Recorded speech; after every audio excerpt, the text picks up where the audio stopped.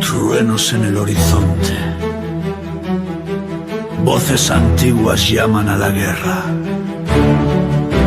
El sonido de cuernos resuena y una orden rompe el cielo. ¡Velad! ¡Estad firmes!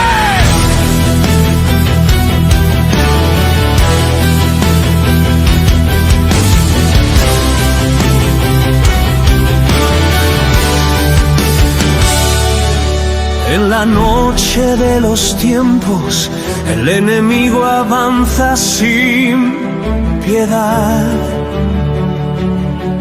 Pero el estandarte eterno se alza sobre el pueblo que no se rendirá. Espadas en alto, corazones de acero, nuestras rodillas no se doblarán. La verdad es fuego que no se apaga, la fe es muro que no caerá. Que tiemble la tierra, que ruja el mar. Firmes en la brecha, nadie nos moverá. Firmes en la batalla, sin retroceder, con la mirada en Cristo. Yeshua. Vamos a vencer. Velad, guerreros, en la fe del Señor. Nada nos rompe, somos más que valor.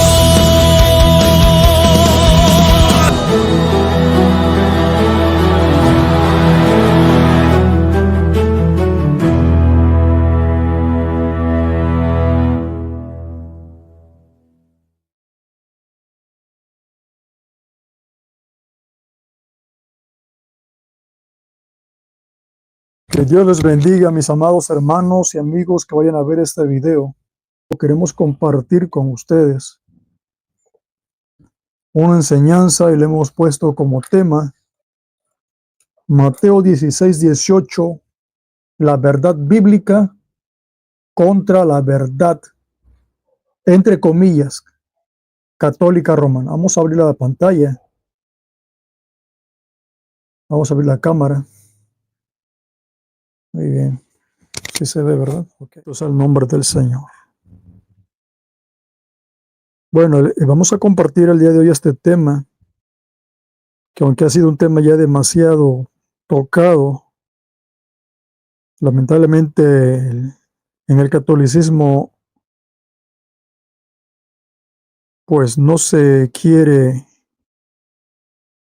reconocer la verdad que se ha compartido muchas veces por muchos hermanos, muchos maestros, muchos predicadores, muchos pastores han compartido esta enseñanza, pero bueno, parece ser que en el catolicismo no se quiere reconocer esta verdad, y es lógico que no lo quieran reconocer, ¿verdad? Porque al reconocerlo pues tirarán por la borda todo su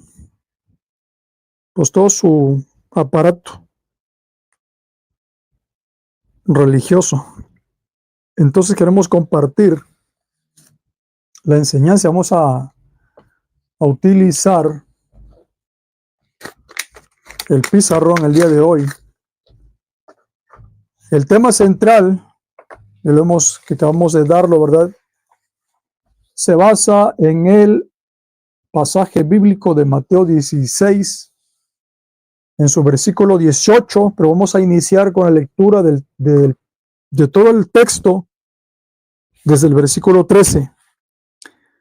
Dice la palabra del Señor de la siguiente manera: para la gloria del Padre Celestial, dice: viniendo Jesús a la región de Cesarea de Filipo, preguntó a sus discípulos, diciendo: ¿quién dicen los hombres que es el Hijo del Hombre?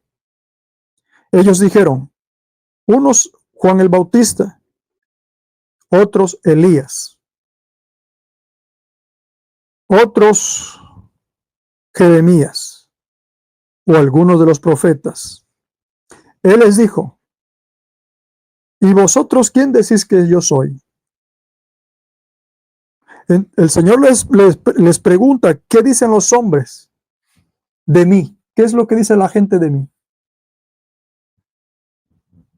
Y bueno, le dan la respuesta. Bueno, unos dicen que esto y que el otro, ¿no? Pero les pregunta luego directamente a ellos, ¿y ustedes quién dicen que yo soy?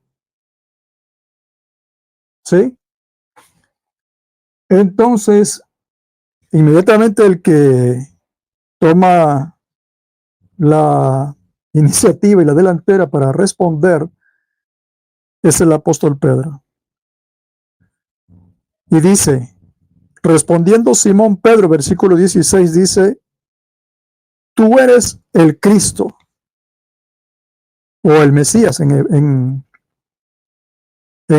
hebreo, o el Mesías, que significa el ungido. Tú eres el Cristo, el Hijo del Dios viviente.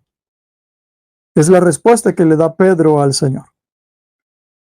Entonces le respondió Yeshua, Jesús, bienaventurado eres Simón, hijo de Jonás, porque no te lo reveló carne ni sangre, sino mi Padre que está en los cielos. Y yo quiero, amados hermanos, que pongamos mucha atención al versículo 17. Porque le dice el Señor, bienaventurado eres Simón, hijo de Jonás. Dos cosas quiero que le pongan mucha atención. Quiero que le pongan atención usted al nombre que utiliza el Señor en ese momento.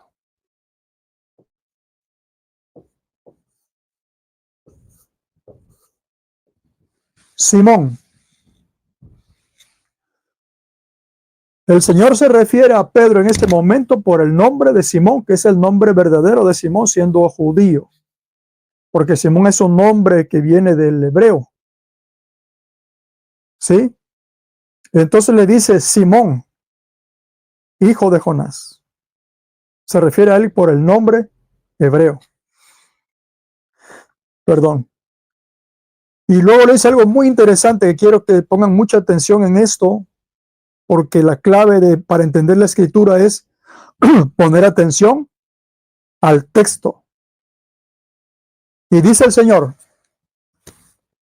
bienaventurado eres Simón, hijo de Jonás. ¿Por qué le dice bienaventurado? Pedro es bienaventurado.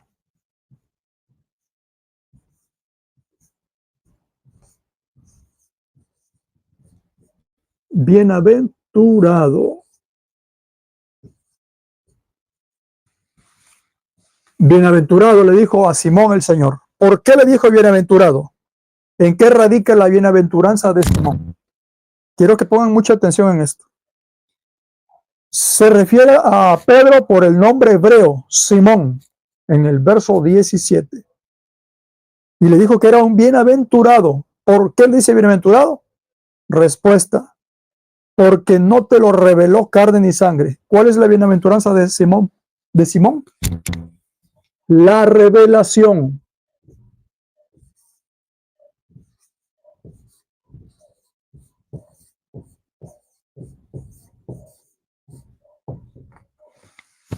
Es bienaventurado por la revelación. Sí se ve, ¿verdad? Dice las letras muy chicas, ¿verdad? Pero creo que sí se distingue un poco ahí. La bienaventuranza de Simón radica en la revelación. ¿Sí? Pongan mucha atención en esto. Me voy a mover para acá.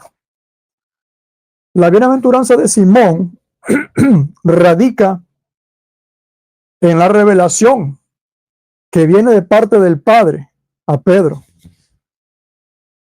Sí, ténganlo bien presente esto. La bienaventuranza de Simón radica en la revelación que el Padre le da a Simón sobre quién es Jesús. Sobre la pregunta que hace Jesús. ¿Quién es? ¿Quién soy yo? ¿Quién dicen ustedes que soy yo? Y Simón le contesta, tú eres el Cristo, el Hijo del Dios viviente. ¿En qué radica la bienaventuranza? Repito, en la revelación. ¿Sí? Vamos a seguir leyendo. porque no te lo reveló carne ni sangre, sino mi Padre que está en los cielos. Y aquí quiero que pongan mucha atención en el siguiente versículo, versículo 18. Es decir, cuando el Señor le dice, y yo también te digo, Pedro, es decir, tú me acabas de dar una revelación de que quién soy yo, y tú me dijiste que yo soy el Cristo. Entonces Yeshua, Jesús le dice, y yo también te digo a ti, como diciéndole, y yo también te digo a ti, una revelación. Pero ya no le dice el nombre de Simón. Mucha atención a esto. Entonces él le dice, Pedro, y yo también te digo que tú eres Pedro. Ahí es donde le cambia el Señor el nombre en el versículo 18. Y yo también te digo que tú eres Pedro. Es decir, le está dando una revelación también.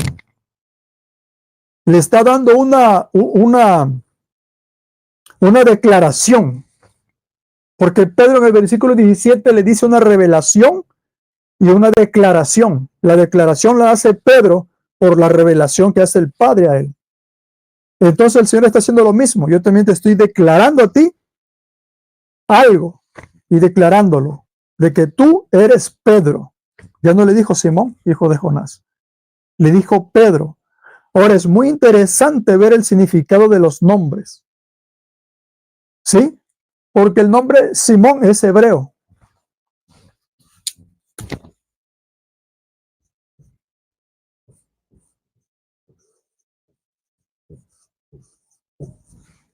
Pero Pedro viene del griego Petros. Y esto es bien interesante e importante que lo tengamos en cuenta porque significan los nombres algo revelador. Y la palabra Pedro en el idioma griego, aquí está el diccionario expositivo de palabras del Antiguo y del Nuevo Testamento exhaustivo del hebreo y del griego. Bye. Entonces, vamos a buscar la palabra. Mira, hay la versión antigua dice en lugar de sobre esta piedra. Bueno, a ver, vamos a leer el texto. Y yo también te digo que tú eres Pedro. Pedro en el griego, del griego Petros, es piedra. En la versión antigua, 1909, dice peña. Piedra. Espero que se logre ver. Piedra. Petros viene de la palabra del griego Petros, significa piedra. Pero es bien interesante cuando el Señor le sigue hablando y le dice, y yo también te digo que tú eres Pedro, y sobre esta roca, y aquí está la grande confusión que tiene la Iglesia Católica Romana en su falsa enseñanza. Porque aquí el Señor le dice, y sobre esta roca. Pero ellos lo que interpretan aquí, tergiversando el texto, es que le está diciendo a Pedro que él es la roca. Y eso no lo dice textualmente el versículo. Lo que está diciendo el Señor ahí, sobre esta roca. ¿A qué se refiere el Señor cuando le dice sobre esta roca? Es sobre la declaración que dice Pedro. Es decir, sobre esa verdad que tú acabas de decir, sobre esa declaración que acabas de decir, de la revelación que te dio mi Padre, sobre esa roca, sobre esta roca, sobre esta declaración que has dado, tan importante, tan fundamental, que es lo que significa la roca, el fundamento, o el cimiento. Sobre esta roca, es decir, sobre esta declaración, este fundamento, voy a edificar mi iglesia. Es decir, sobre esto que tú acabas de declarar. ¿Cuál es lo que declaró Pedro? Que Él es el Cristo, el Hijo del Dios viviente. Sobre esta roca edificaré mi iglesia. Amén. El Señor le dice sobre esta roca. Y esa palabra roca viene del griego Petra. Pedro, del Petros, de la palabra griega Petros, es piedra. Pero roca es la palabra Petra.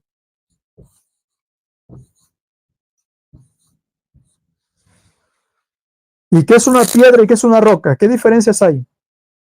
Una piedra es un pedazo de una roca. Por ejemplo, una roca cuando está completa es una masa grande. Amén. Pero una piedra es un pedazo de una roca. Es decir, es algo más pequeño. Entonces, Pedro es una piedra. No es una roca. La roca es, ¿qué dice la palabra? Mira, hay dos cosas muy importantes de tomar en cuenta en la lectura de la palabra de Dios. Dos cosas muy importantes que quiero que ustedes lo tengan muy presente, amados hermanos. Son dos cosas. Quizás no lo van a lograr ver, lo voy a leer. Tener muy presente dos cosas, dos puntos. Punto número uno, la Biblia no se contradice. Amén. La Biblia no se contradice. No puede decir en el versículo 18 que acabamos de leer que la roca es Pedro y en otros pasajes bíblicos decir que la roca es Cristo. Primera de Corintios dice que aquella roca es Cristo. Entonces la palabra de Dios no se puede contradecir. En aquí declarar que la roca es Pedro y en otras porciones que son todas las porciones que hay referentes a la roca se refiere a Jesús, a Yeshua. Entonces la Biblia no se puede contradecir. No puede decir que en una parte es Pedro la roca y en otra parte es Cristo. No se puede contradecir la palabra de Dios. Punto número uno, la Biblia no se contradice. Punto número dos, no se debe hacer doctrina de un solo texto o de un solo versículo bíblico, que es lo que ha hecho la iglesia romana. Han hecho una doctrina de este pasaje bíblico de Mateo capítulo 16, en su versículo 18, diciendo de que Pedro es la roca, o que Pedro es el fundamento. Eso es algo falso. Efesios capítulo 2, versículo 20, vamos a leerlo. Me vino ahorita a mi memoria. Y vamos a ver lo que dice la escritura. Efesios capítulo 2. Bendito sea el nombre del Señor. Versículo 20 dice, edificados sobre el fundamento de los apóstoles y profetas, siendo la principal piedra del ángulo Jesucristo mismo. ¿Cuál es el fundamento? El puesto por los apóstoles y profetas. ¿Y en qué se basaron ellos? ¿De qué fundamento se basaron ellos? En Cristo, como le dijo Pedro al Señor en la pregunta que le hizo ahí de Mateo 16. Tú eres el Cristo, el Hijo del Dios viviente. Ese es el fundamento. Esa verdad bíblica, esa verdad que confesó Pedro por revelación del Padre. Aquí no está diciendo el Señor, tú eres la roca, Pedro. Sobre ti edificaré mi iglesia. No, no dice eso la Escritura. No dice eso el texto. Si somos literales, el texto no dice tú eres la roca, en ti edificaré mi iglesia. No dice eso la Escritura. Cuando el Señor le dice, y repito esto para que quede bien cimentado esta verdad bíblica, cuando le dice el Señor, y yo también te digo, es decir, yo también te doy a ti una declaración, como tú has declarado quién soy yo, así ahora también hago yo contigo, de que quién eres tú. Y tú le dices, tú eres Pedro. Pedro es una piedra, no es una roca.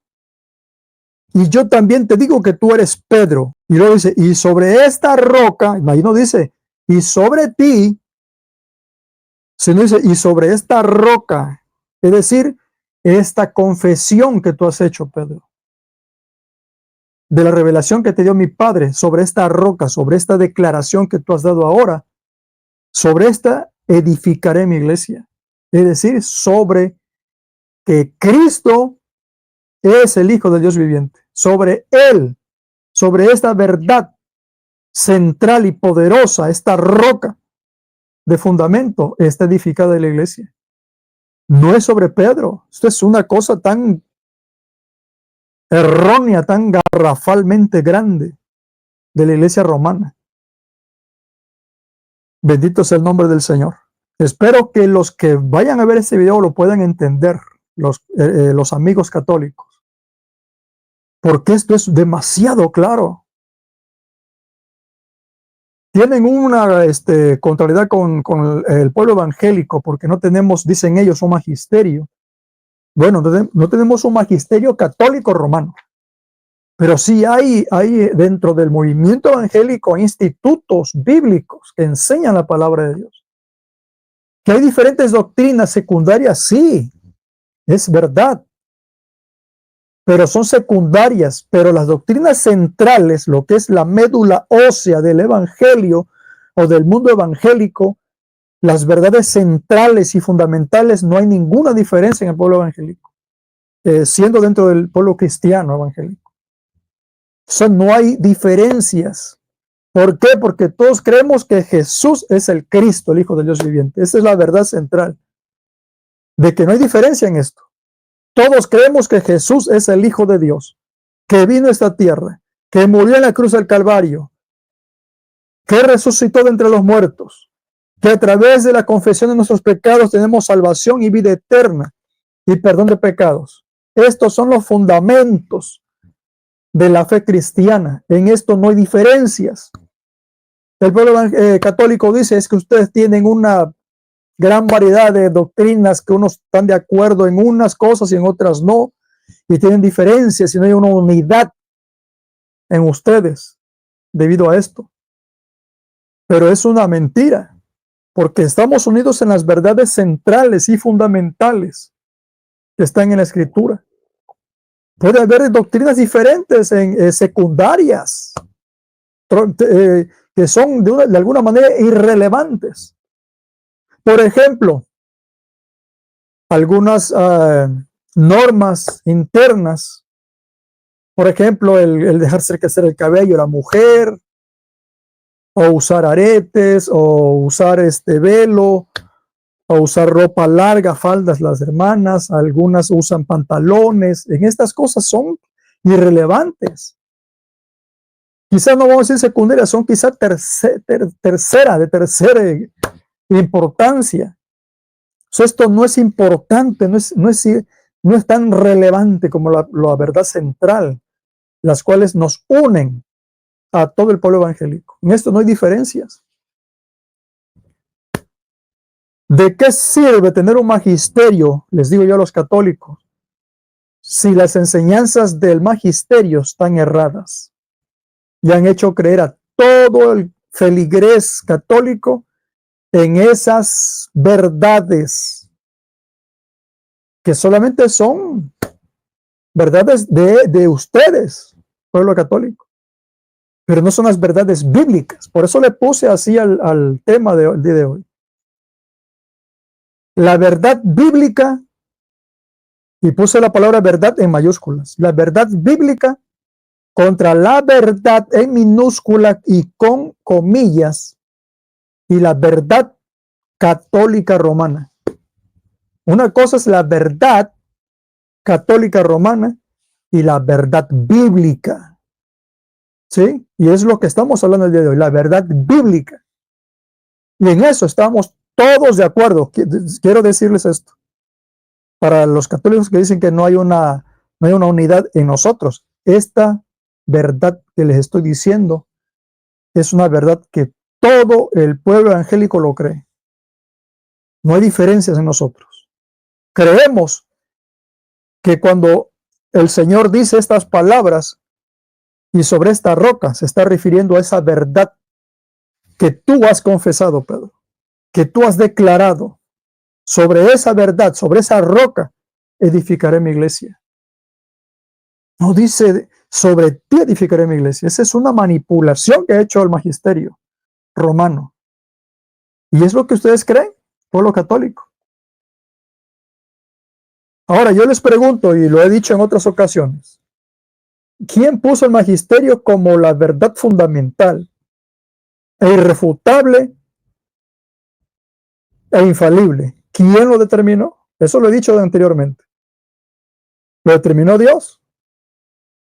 ¿Tienen ustedes esa certeza y seguridad de que fue Dios quien determinó que el magisterio romano tiene la verdad bíblica? ¿Quién puso a estos maestros del magisterio como los interpretadores de la escritura? ¿Los puso Dios? ¿Están completamente seguros? Claro que no. Hay que creerle más a Dios que a los hombres. Hay que creer la escritura más que a los hombres. La escritura es clara. Entonces, aquí está muy claramente, Pedro es una piedra, como todos los creyentes somos una piedra, la cual formamos un edificio. Jesús no vino a levantar una institución, ¿verdad? Una organización religiosa. Jesús vino a fundamentar una verdad y sobre esta verdad su iglesia, pero la iglesia no es una institución. La iglesia es un organismo vivo, compuestos de hombres y mujeres creyentes, nacidos de nuevo, que aman al Señor más que a sus propias vidas. La iglesia no está formada de una institución y una organización religiosa. La iglesia del Señor es un compendio de hombres y mujeres nacidos de nuevo, que creen a la palabra de Dios, que aman al Señor con todo su corazón, con toda su alma, con toda su mente, con todas sus fuerzas. Esa es la iglesia del Señor, que lo aman más que a sus propias vidas, que predican el evangelio, que viven en santidad. No es una organización religiosa, como les han hecho creer en el catolicismo. No, es que somos la iglesia que fundó el Señor por esa supuesta verdad que está en Mateo 16, o lo que más adelante escribe a Ignacio de Antioquía cuando dice él, donde está Jesús está la iglesia católica. Esa es una manipulación también, porque ese texto fue escrito en griego y todo fue traducido al griego. Siempre lo he dicho también yo, ¿por qué fueron tan mañosos, voy a usar la palabra, en traducir todo el texto de la carta de Ignacio al español, pero la palabra católica, que es una palabra griega, que significa universal, ¿por qué no la tradujeron? ¿Por qué la dejaron así en griego? ¿Por qué no la tradujeron también? Porque traduciéndola quedara el texto de esta manera: donde está Jesús está la iglesia universal. Pero no, dejaron la palabra griega sin traducir. Donde está Jesús está la iglesia católica. Ahora, ¿de qué se refiere Ignacio de Antioquía? ¿Está diciendo él que es está usando la palabra como una denominación? Por supuesto que no, es una declaración de que donde está Jesús está la iglesia universal. Es decir, donde estamos nosotros, ahí está Cristo. Bendito es el nombre del Señor. Entonces, ¿qué hizo Roma? Roma se adjudicó ese nombre o ese título y se apropió de él. Simple y sencillamente, eso es todo. Y dice, no, voy a tomar entonces lo que escribió Ignacio y lo voy a tomar para mí. Entonces somos nosotros la iglesia católica o la iglesia universal. Amén. Que está diseminada en el mundo entero. Amén. Ahí no está hablando Ignacio de Antioquía de una denominación religiosa. Está hablando de la universalidad de la iglesia, del mensaje que predica la iglesia, que es un mensaje universal, que es un mensaje que traspasó fronteras y salió de Israel De Jerusalén salió al mundo entero la palabra. Donde hay un cristiano, un evangélico, un creyente en el Señor, ahí está esa verdad, ahí está la iglesia universal, la iglesia católica, pero es la iglesia universal.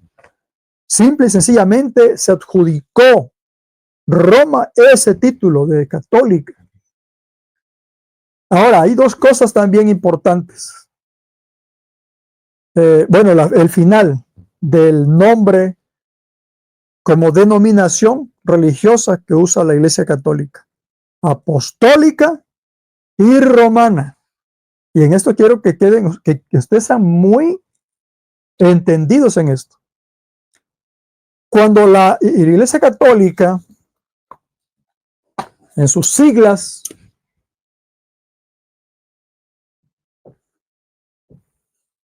ICAR, Iglesia Católica, Apostólica y Romana. Aquí en esto quiero que pongan mucha atención. En la última letra, la R de Romana. Quiero que me digan ustedes el origen de la iglesia. ¿Cuál es el origen de la iglesia?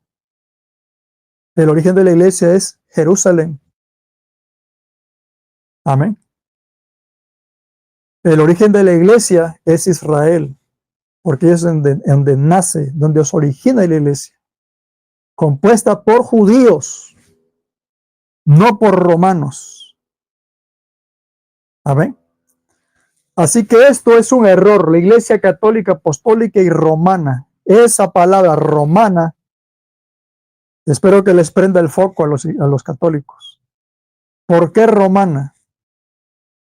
¿Por qué el nombre de la iglesia supuestamente que Cristo fundó se llama romana? Si la iglesia no surgió en Roma, la iglesia surgió en Jerusalén. ¿Sí? Así que la palabra, que si es que llevar una denominación, el nombre religioso, la iglesia del Señor tendría que entonces ser la iglesia católica en cuanto a la palabra universal, apostólica. ¿Y cómo le podríamos poner aquí? Porque su origen no es romano, su origen es judío, es en Jerusalén, es en Israel. Amén. Así que no quedaría más que solamente así: iglesia católica, apostólica. Amén. Utilizando la palabra, la letra C de católica, y es universal por su universalidad del mensaje y su universalidad en cuanto a presencia, porque está en el mundo entero. La iglesia del Señor está en el mundo entero. Amén. Está en Europa, está en Asia, está en América. Amén. Está en todos los continentes, diseminado toda la iglesia del Señor. Así que es la iglesia universal apostólica. Nada más. Romana no. Romana está en Roma, está en su sede en el Vaticano, en Roma. El sede del Vaticano. Amén. El centro del catolicismo está en Roma, pero es el catolicismo, no es la iglesia del Señor. Amén. Así que, amados hermanos y amigos católicos que vayan a ver este video, lean ustedes con detenimiento Mateo capítulo 16, versículo 18. Pónganle mucha atención.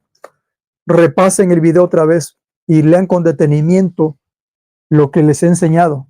¿Por qué le dice el Señor a Pedro bienaventurado? No le dice a Pedro bienaventurado porque él iba a ser el fundamento de la iglesia, porque a él se le iban a dar las llaves.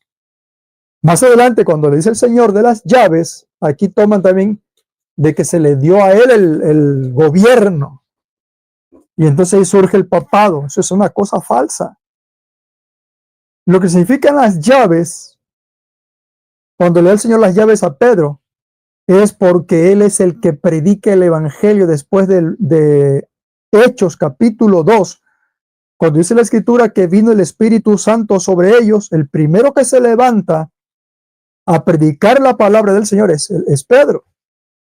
Entonces ahí es donde él utiliza la llave, que eso es lo que significa esto cuando le da las llaves el Señor a Pedro. A ti te daré las llaves. ¿Por qué? Porque Pedro es el que predica el evangelio inmediatamente después del advenimiento del Espíritu Santo, en Hechos capítulo 2. Y que dice la Escritura que se convierten 3,000 almas. Fueron 2 ocasiones. Después Pedro también cuando predica el siguiente mensaje se convierten también una multitud grande. No recuerdo bien la secuencia en este momento, si primero son 5,000 y luego 3,000, o primero 3,000 y luego 5,000. Pero sea el número que sea, son las 2 ocasiones en que Pedro predica la palabra y se convierte en una grande multitud de personas. Entonces, en ese preciso momento se cumple lo que el Señor le dijo: a ti te daré las llaves. Amén. Vamos a leerlo. Y a ti, verso 19, te daré las llaves del reino de los cielos. Y todo lo que atares en la tierra será atado en los cielos. Esto de atar y desatar es una autoridad que se le da a Pedro, pero también se le da a la iglesia. No solamente a Pedro. Es decir, esto de atar y desatar significa de una autoridad delegada para tomar decisiones dentro de la iglesia, de aplicar doctrinas, de aplicar disciplinas. Amén. Eso es atar y desatar. Amén. Pero no se lo da Pedro solamente. Vamos a leerlo en el capítulo 18, versículo 18. Y dice: de cierto os digo que todo lo que atéis en la tierra será atado en el cielo, y todo lo que desatéis en la tierra será desatado en el cielo. Aquí no se lo dice a Pedro nada más. Aquí se lo dice a la iglesia. Versículo 15. Por tanto, si tu hermano peca contra ti, ve y repréndele estando tú y él solos. Si te oyere, has ganado a tu hermano. Mas si no te oyere, toma un contigo, a 1 o 2, para que en boca de 2 o 3 testigos conste toda palabra. Es ahí donde se empieza a hablar sobre el atar y desatar. Si no los oyere a ellos, dilo a la iglesia. Es decir, a todo el cuerpo de creyentes al cual se iba a llevar este caso. Si no oyere a la iglesia, tenle por gentil y publicano. De cierto te digo que todo lo que atéis en la tierra, es decir, todo lo que ustedes apliquen en ese momento, lo que decidan hacer, será respaldado en el cielo. Eso es lo que se refiere. Ahora, repito, Pedro no fue el primer papa, eso es algo falso. Y lo de la sucesión apostólica es otra falsedad terrible. Porque si ustedes leen la escritura, por eso es que el magisterio ha impuesto todas estas cosas, estas mentiras. Porque de otra manera no pueden ellos sostener todas esas cosas que ellos enseñan. La sucesión apostólica no es bíblica, no está en la palabra de Dios. Solamente es parte de los documentos que han escrito ellos, como sus doctrinas. Amén. Por eso es que ellos se basan, no solo a la escritura, se basan a sus, se me va la palabra, se basan al magisterio, a la tradición. De otra manera no pueden ellos sostener estas verdades, entre comillas, porque no hay sostenimiento de esto bíblicamente. En ninguna parte se le llamó a Pedro papa. En ninguna parte Pedro está como el mandamás de todo el cuerpo de creyentes. Es algo falso. En el primer concilio de Jerusalén, capítulo 15, el que toma ahí la palabra, porque Pedro habla, pero también toma la palabra Jacobo, el hermano del Señor en la carne, aunque no lo reciben esto los católicos, porque dicen que María tuvo más hijos. Jacobo es el hermano del Señor en la carne, el cual toma también a él ahí autoridad, y es el que casi lleva más la palabra o la batuta. Bueno, en este momento se me quedó el micrófono sin pila y ya se quedó en silencio el video.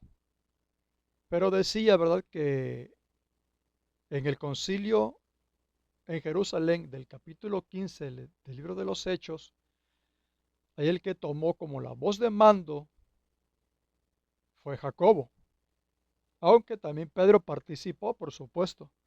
Pero si ustedes leen detenidamente ese pasaje, se van a dar cuenta de que el que llevó ahí, digamos, la batuta, y es lo que enseña realmente el libro de los Hechos, que el que estaba a cargo de la comunidad de creyentes en Jerusalén era Jacobo. Eso lo pueden analizar y estudiarlo. Así que bendiciones y hasta el próximo video. Truenos en el horizonte. Voces antiguas llaman a la guerra. El sonido de cuernos resuena y una orden rompe el cielo. ¡Velad! ¡Estad firmes!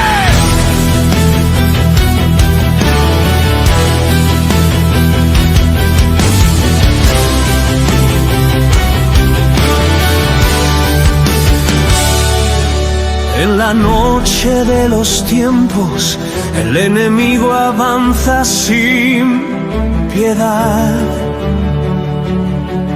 Pero el estandarte eterno se alza sobre el pueblo que no se rendirá. Espadas en alto, corazones de acero, nuestras rodillas no se doblarán. La verdad es fuego que no se apaga, la fe es muro que no caerá.